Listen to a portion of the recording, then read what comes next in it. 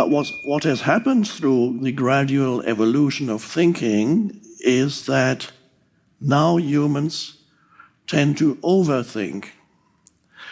There is a lot of not only unnecessary thinking that generates unnecessary and in many cases non-existent problems, such as when you lie awake at night in bed and start worrying.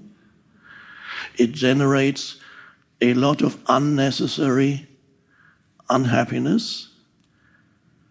So people don't realize that a significant part of the unhappiness in their lives is actually generated by unnecessary, negative,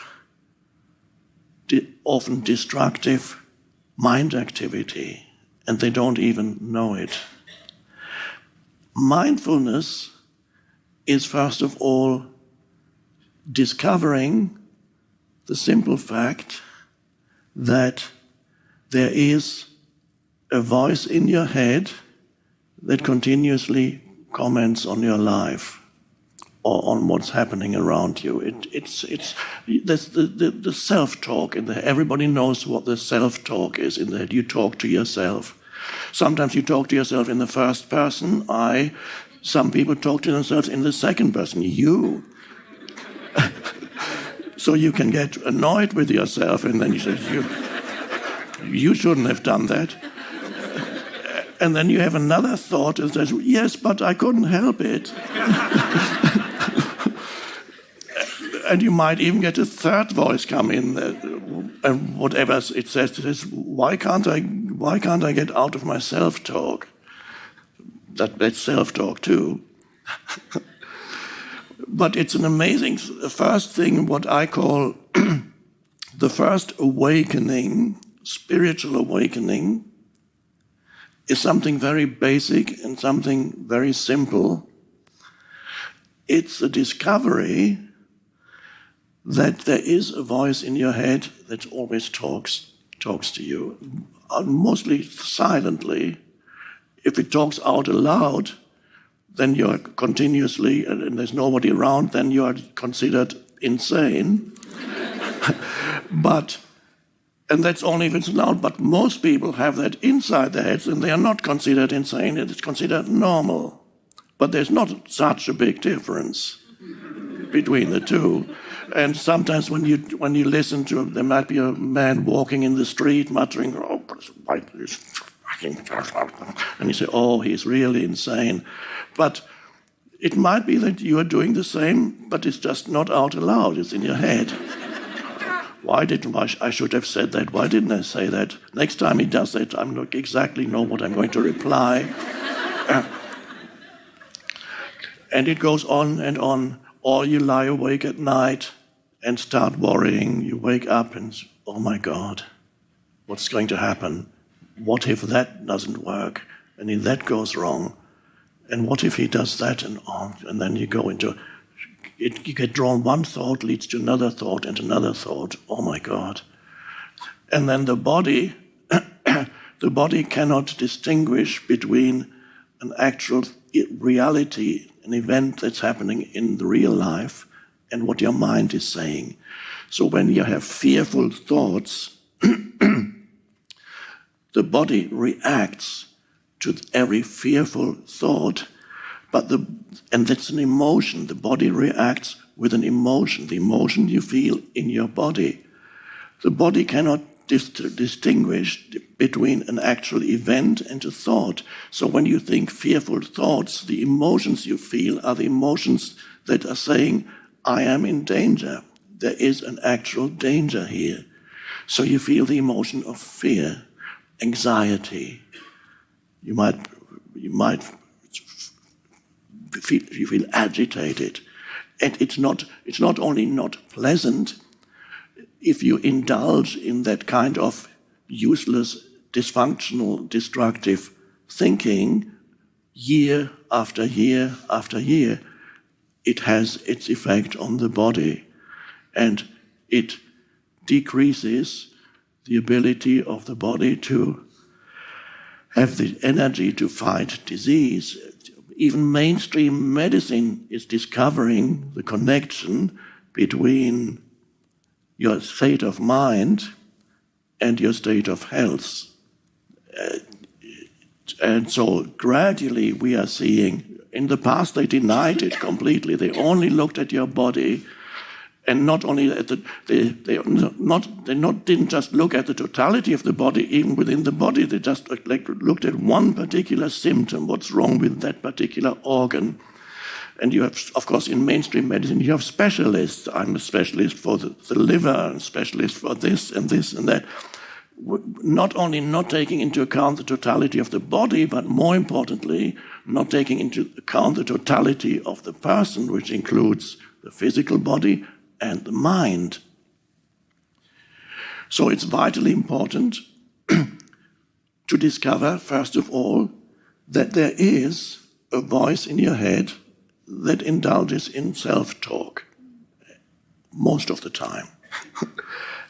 And for many people, interestingly enough, that self-talk, for many people, is not always negative, but for many people, it is more negative than positive. A good event that happened yesterday, you might have gone to a nice reunion, or you went out into nature and you witnessed a beautiful sunset. Okay, you can remember it today and think that was a beautiful sunset, or we had a nice talk yesterday. But you can't do that much thinking about a nice event. But the mind, when there's something negative that happens yesterday, somebody offended you or didn't give you the attention that you needed, that you wanted from him, then you can start thinking of how, oh my God, what he did, he's really, next time he does that, I'm going to say that, or he really should, why doesn't he, you can go on for a long time dwelling on something negative much longer than dwelling on something positive. It is so, seemingly a negative event is much more food for useless mind activity than a positive event. And this is why for many people, a significant percentage of their mind activity is negative. For some people, it is almost 100% negative, but it is unlikely that these people would get a job in this company. And I mean that because your predominant state of consciousness, your predominant mental emotional state, there's a certain correlation between who you associate with, where you find yourself, and even what kind of things happen to you. There is a correlation which is not always immediately recognizable, but there is a correlation between a person's predominant mental emotional state and who they are with, who their friends are, where they work, and even what happens to them. So if you are in a very negative state a long time, you tend to attract also negative events, but you can only have to find that out for yourself. I'm not saying believe me. I know it from my own life because when I first discovered this, I was still very young. I discovered that there is a correlation between my mind activity and what happens to me. I found a book several books that somebody left with us when I was 17. And there for the first time, I read about a person's mind, and I suddenly realized my mind was predominantly negative because I was a very unhappy child. And so my childhood was not pleasant. And so the initial conditioning of my life was that my mind was continuously commenting and saying how bad my life was. And whenever something bad happened to me, I had a phrase that would occur again in my mind that, of course, bad things always happen to you, don't they? They're bound to happen to you. It always happens to you. So I was talking to myself and saying that bad things would always happen to me. And they did. So you can discover first that the spiritual awakening is to discover that there is continuous mind activity. And for some people, it's the discovery that a significant part of their mind activity is negative. But the vital thing is to discover that there is this continuous talk in my head, which is considered the normal human state. And of course, you cannot abolish thinking. Of course, there will be thinking. But the question is there an awareness behind the thinking? If you can become aware that you are indulging or caught up in that useless mind activity, and you suddenly become aware of perhaps certain repetitive thoughts that tend to reoccur in your mind again and again. You might see it in others too, more easily in others. When you go for your Thanksgiving dinner, I think is it next week, you will meet your family members or relatives, and some of you may realize you already know what they are going to say this year, because it's the same thing they said last year and 5 years and 10 years ago.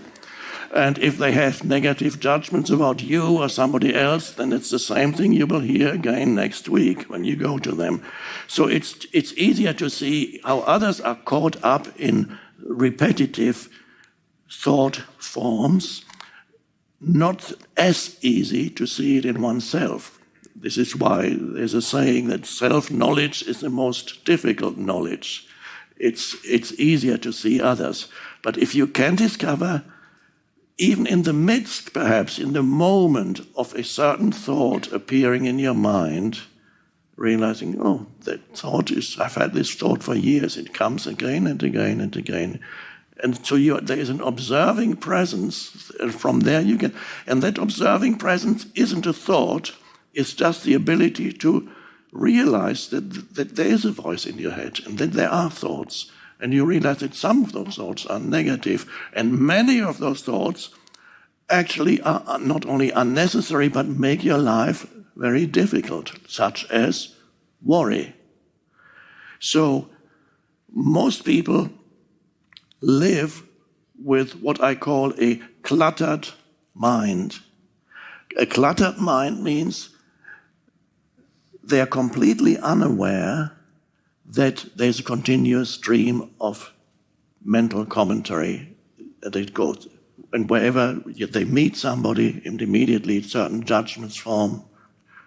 And everything they feel, they need to immediately adopt a position towards it. Immediately say, I'm against it, I like that. So, immediately adapt a mental position, and being identified with one's mental position, which is a thought. So if you discover within yourself that a lot of the time you're in a state of lack, of insufficiency, of not enough, and you feel that the answer to, the remedy is to be active in this world and achieve and do as much as possible, then you'll probably find that ultimately that is not the answer to your state of lack. In order to transcend, to go beyond your state of lack, of neediness, of not enough, spiritual practice and spiritual realization is necessary. Focus on the realization of being. It's only there that you can go beyond that state of lack, which is ego. Go within and discover who or what you are beyond the person.